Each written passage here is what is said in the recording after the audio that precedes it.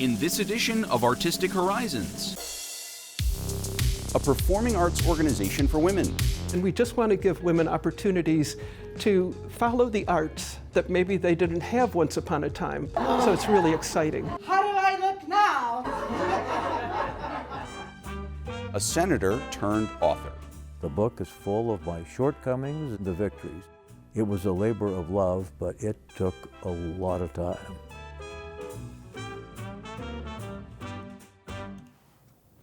The power of art therapy.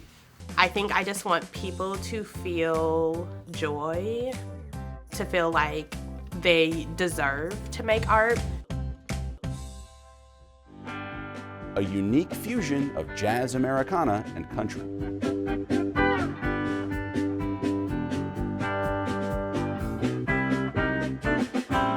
It's all ahead on this edition of Artistic Horizons.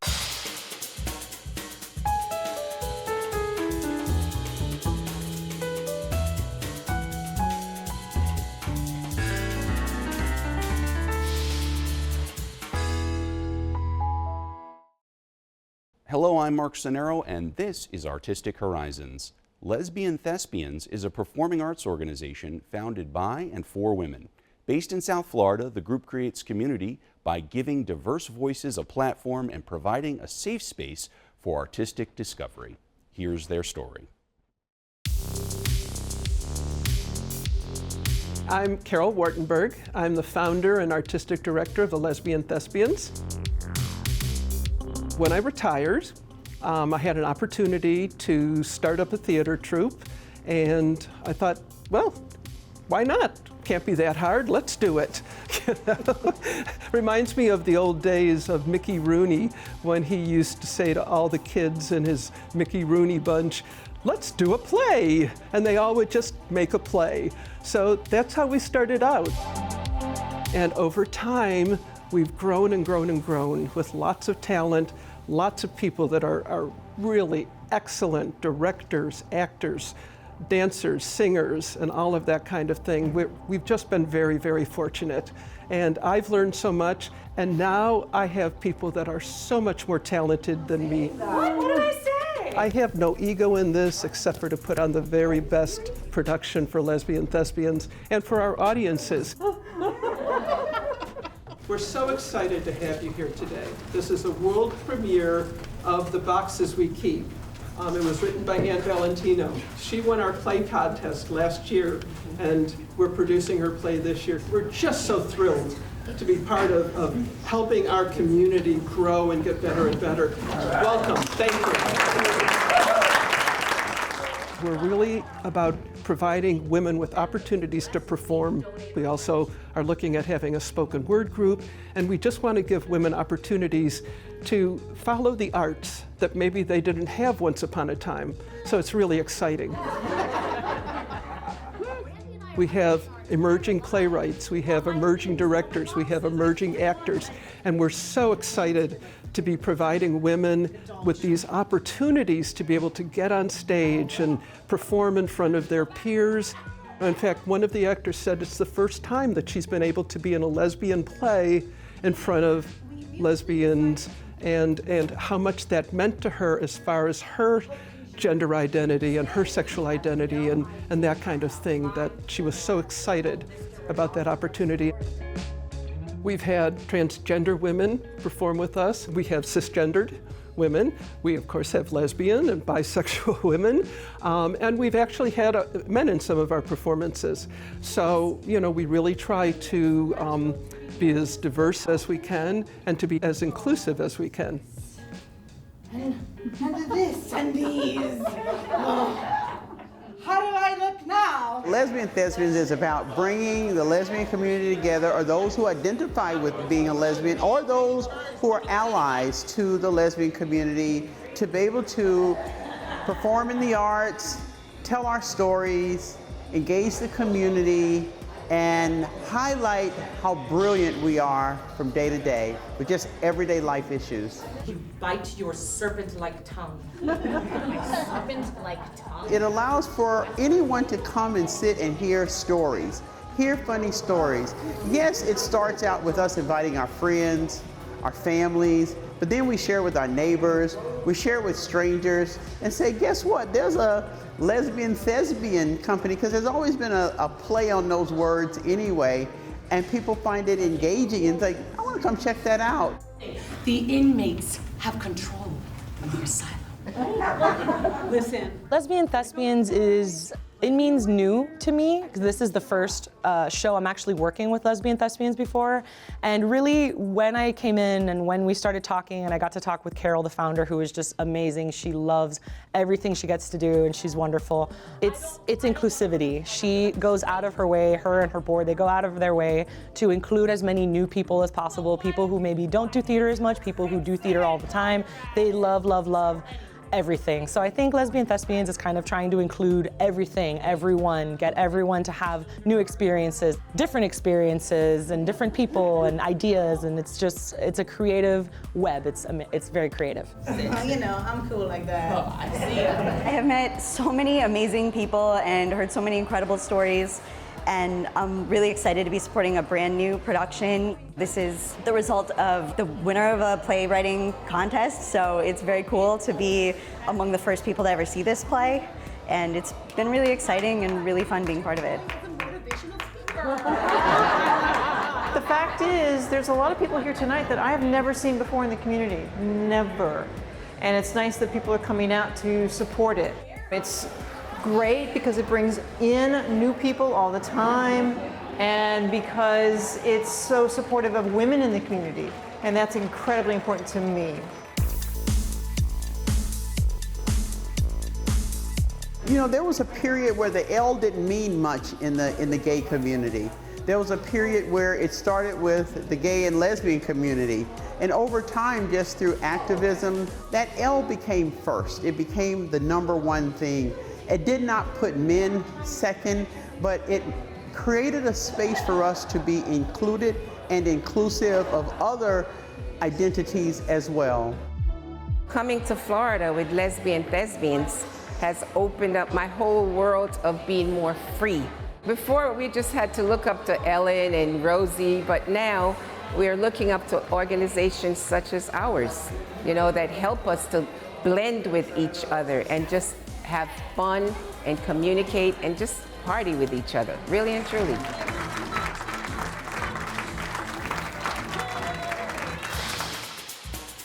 And now for the artist quote of the week.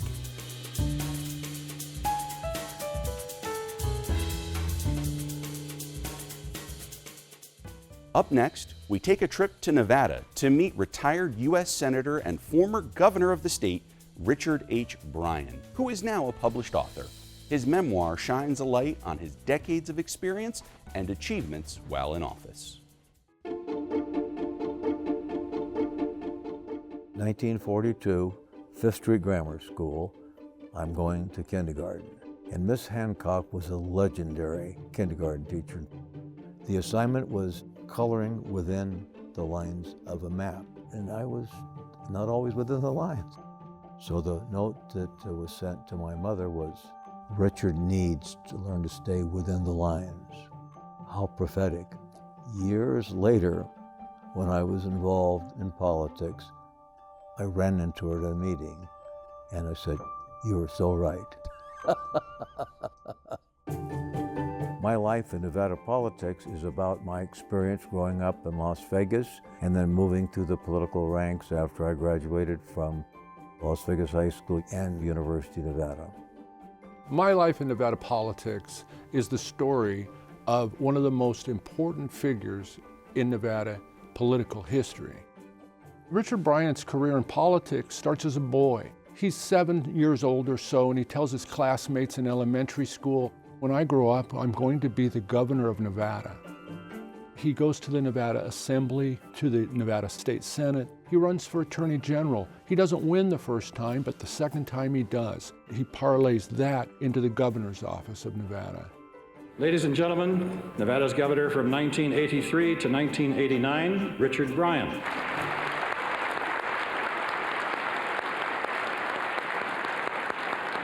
Although you're Senator Bryan, you're Governor Bryan to me. But what about your first day in office?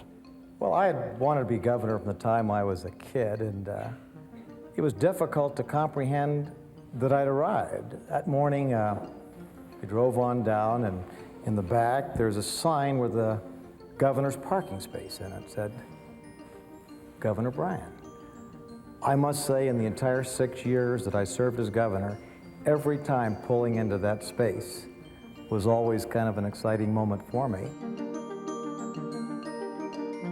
After one term and a remarkably sweeping re-election, he's called to serve in the United States Senate, and he serves with some distinction there for 2 terms. His whole life is devoted to public service. I've had some success, you know, a legislator and an attorney general and governor and U.S. senator. It wasn't always smooth sailing. In each phase of my life, there was a learning experience, and that was important for me to communicate. The book is full of my shortcomings and the victories. It was a labor of love, but it took a lot of time. This was a process that took years to complete. However, along the way, there were some hilarious moments, and they all come from his own experiences. Now think about it, this young candidate for office for the state assembly, he finds himself at a bowling alley, going from lane to lane to lane. In between roles during league play, he's passing out his little card saying, hey, I'm running for the assembly. John L. Smith was an absolute godsend. I knew of him. His mother had been a secretary in the district attorney's office when I was there, and John L. had a column in the Las Vegas Review-Journal. And I think you need to have someone who you have a comfortable relationship, who can say to you, that doesn't sound very good, let's try this. Really the most challenging part were probably my gubernatorial years and my years in the Senate, because there were a lot of bills that I was voting on. So I needed to have some research done, and John did a lot of research.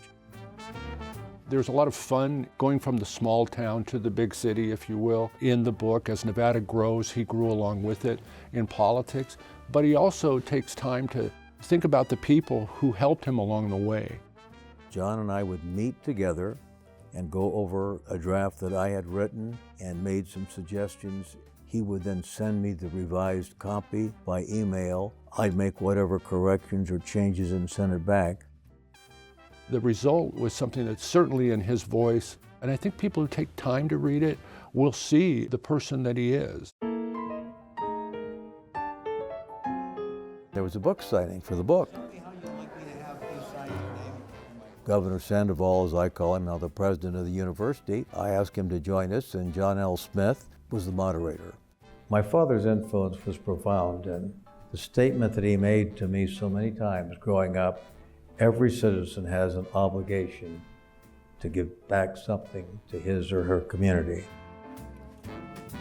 I would hope that people who read my book recognize that life presents some hardships, some difficulties, and setbacks for all of us. The lesson is, move forward.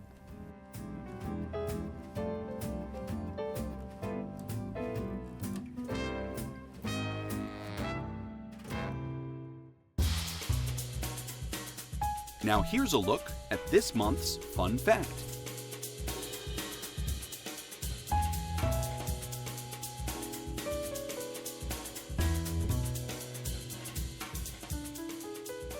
Amber Thomas is an art therapist who founded Brushbox, a service that boosts self-esteem and makes creativity accessible by providing curated art kits to artists and creators throughout the Milwaukee area of Wisconsin. Let's take a look.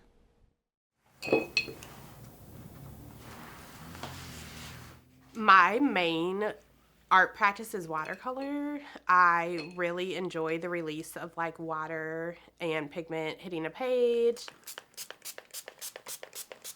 I do a lot of wet on wet watercolor work, which is the practice of wetting your page down first and then dropping colors, so you can't really control the movement of the water. I think most of my main focus is, how does this painting make me feel after, not is this an exact replica of your reference? So you tie back to emotion. Yeah, always. Art is just a process for whatever you need it to be. I feel like it can be like a tool or a vehicle, even for communication. Sometimes it's just easier to talk when you're doing things with your hands. People will even see it's easier to listen when they're regulating their mind in different ways. I feel like I've had so many experiences where people look lighter after making art. And this isn't something they're gonna put up in a museum. It was a 45-minute activity that we did together. Typical day in the studio, beads everywhere. There are therapeutic tenets in repetitive motion and how that actually calms your body, releasing positive endorphins, reducing cortisol levels. So it's literally stress reduction. But it could even just be like tearing paper and gluing it down, making a collage based on like the pieces around you. I think it's sometimes just hard to say how we feel, but that doesn't mean that we can't release that emotion. And art does a beautiful job at that.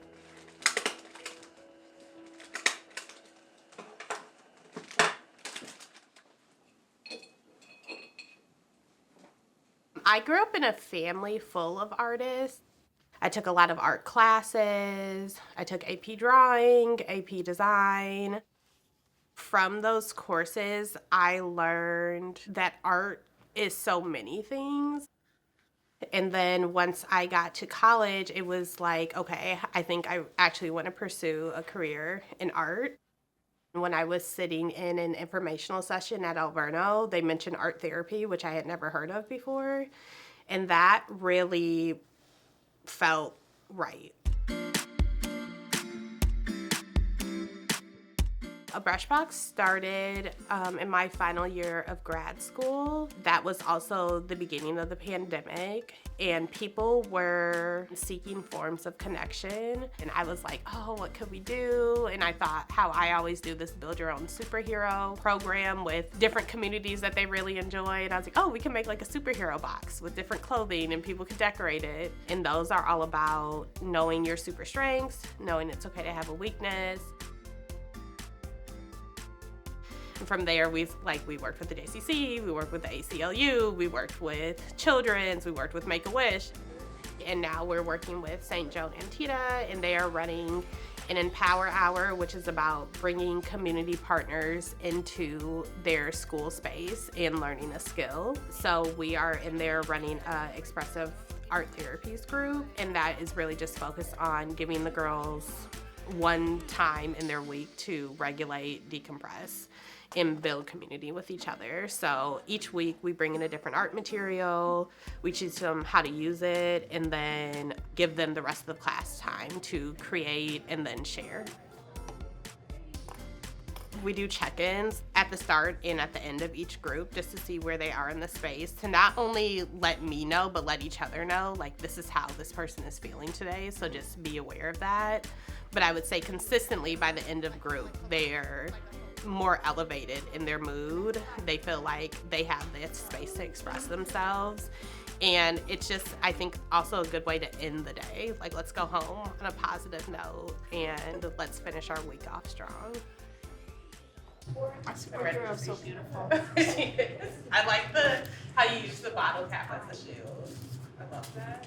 I would say my mind does not have a lack of ideas. So a lot of the times it's like, I tell people like Brushbox almost feels like a fever dream. Like, that is just kind of like, okay, we're doing this, we're rocking with it. But a lot of times too, the community will be like, oh, you should make this, or it'd be cool if you did this. So we're like, okay, let's try that out. This is our whimsical garden kit, and the purpose behind this goes back to the tenets of like creating a safe space. So a safe space is just a place that you feel comfortable, grounded, regulated, and this is kind of a fun metaphorical way to create it. The manifestation kit is all about making your dreams come true. It's very important to carry affirmative thought with you through the day. That's just instilling positivity in yourself. So these are a way to carry your positive thoughts with you. I think I just want people to feel joy, to feel like they deserve to make art. people just lack that idea of like they could even be an artist. And it's just showing like, yes, you deserve to create just like everybody else. You can do it. We want people to make art. And if we can make that easier, then we'll do that. And now, here's a look at a few notable dates in art history.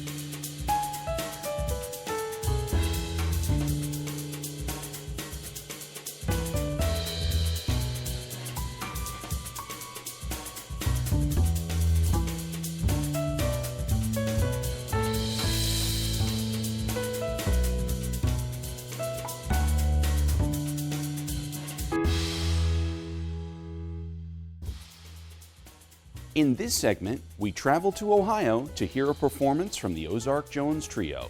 Blending styles like modern jazz, Americana, and country, the group creates music that keeps audiences coming back for more. Have a listen.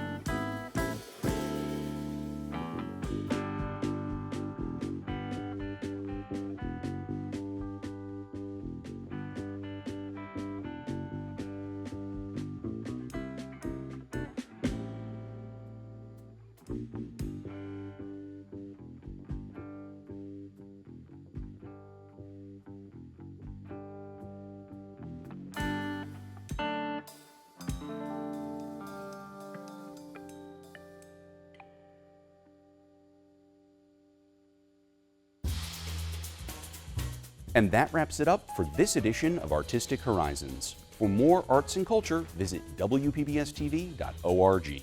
Until next time, I'm Mark Sonero. Thanks for watching.